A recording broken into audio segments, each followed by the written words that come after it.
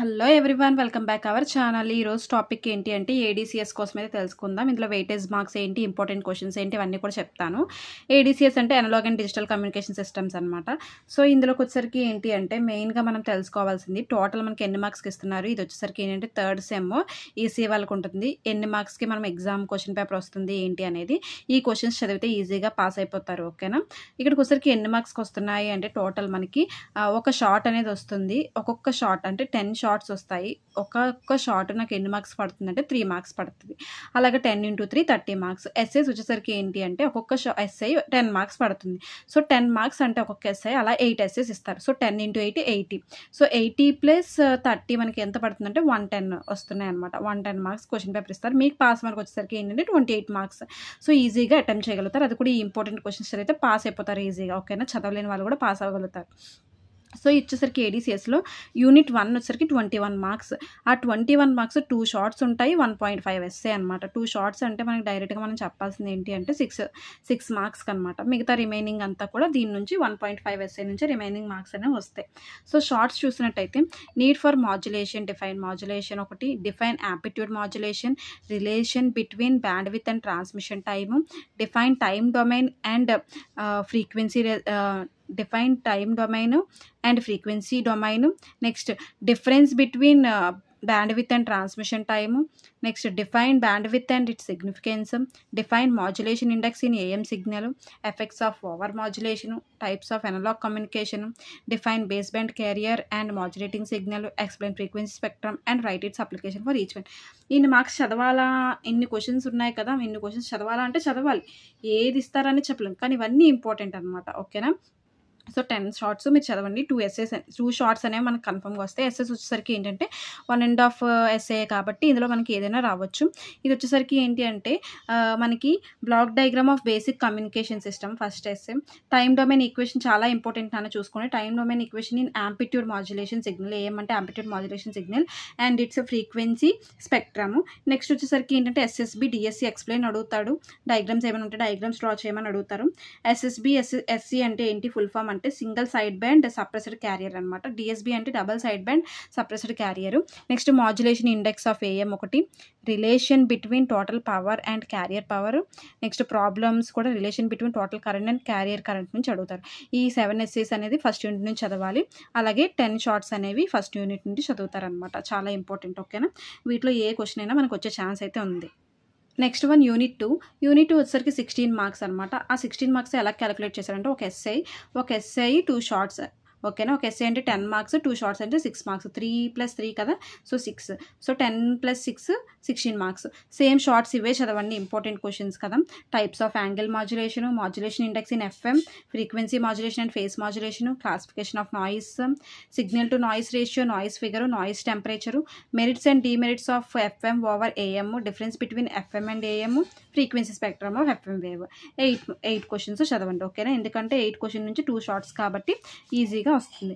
Next essays చూసినట్టయితే pre emphasis, de ఎంఫీసిస్.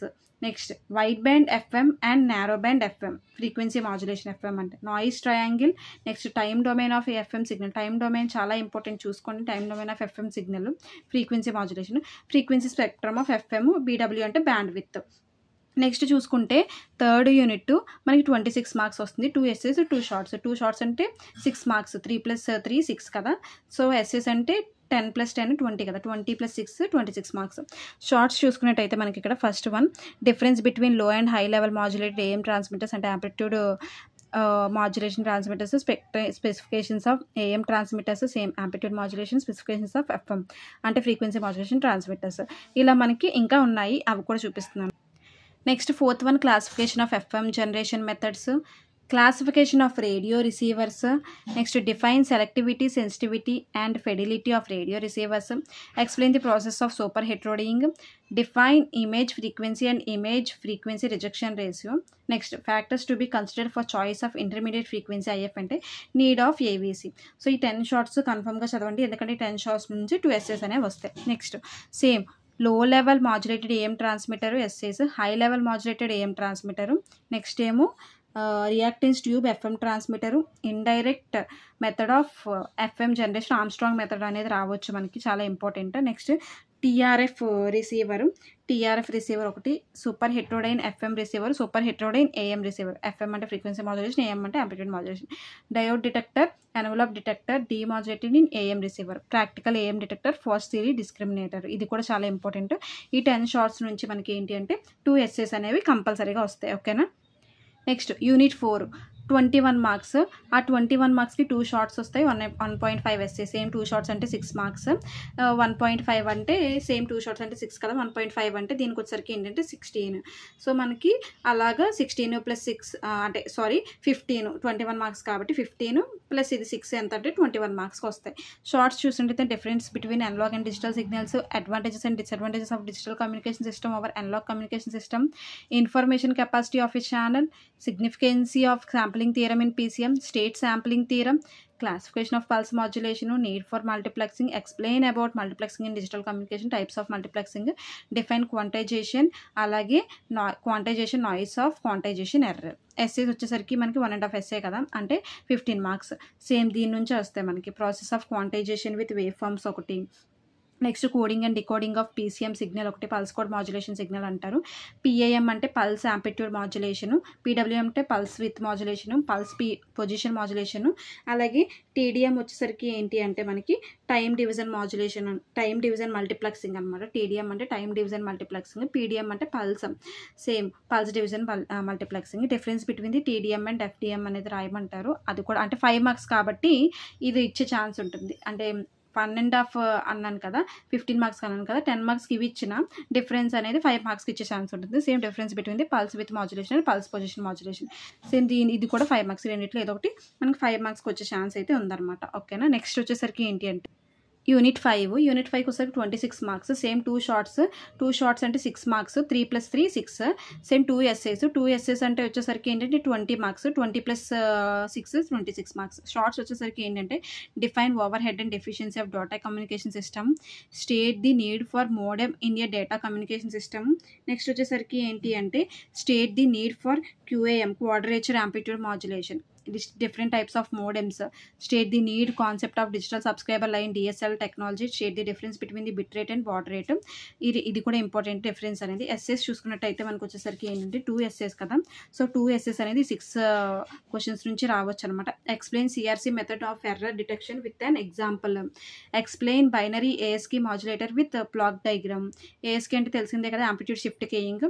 Explain 4 QAM అంటే quadrature amplitude same modulation with block diagram. Explain method of error correcting using EFC method, Hamming code. BFSK అంటే binary frequency shift keying modulator and coherent binary frequency shift keying demodulator నుంచి రావచ్చు. BPSK అంటే binary phase shift కేయింగ్ నుంచి modulator నుంచి, binary phase shift keying డీమాడ్యులేటర్ నుంచి కానీ question రావచ్చు అనమాట. మీరు ఈ 5 లెసన్స్ కానీ ఇంపార్టెంట్ క్వశ్చన్స్ మీరు పాస్ అవ్వడానికి ఇక్కడ నేను ఇచ్చిన మార్క్స్ బట్టి చదివితే ఈజీగా పాస్ అవ్వగలరు. ఎవరికైనా సరే లేదు నేను బిఫోర్ క్వశ్చన్ పేపర్స్ కూడా రివైజ్ చేద్దాం అనుకుంటున్నాను అంటే ఆ క్వశ్చన్స్ ఎలా డౌన్లోడ్ చేసుకోవాలి ఏంటి అనేది కూడా ఎవరికైనా డౌట్ ఉంటే కమెంట్ సెక్షన్లో కమెంట్ చేస్తే ఎలా చేసుకోవాలి ఏంటి అనేది కూడా నేను ఎక్స్ప్లెయిన్ చేస్తాను. ఓకేనా. ఈ వీడియో నచ్చినట్లయితే లైక్ చేయండి, షేర్ చేయండి, కమెంట్ చేయండి, సబ్స్క్రైబ్ చేయండి.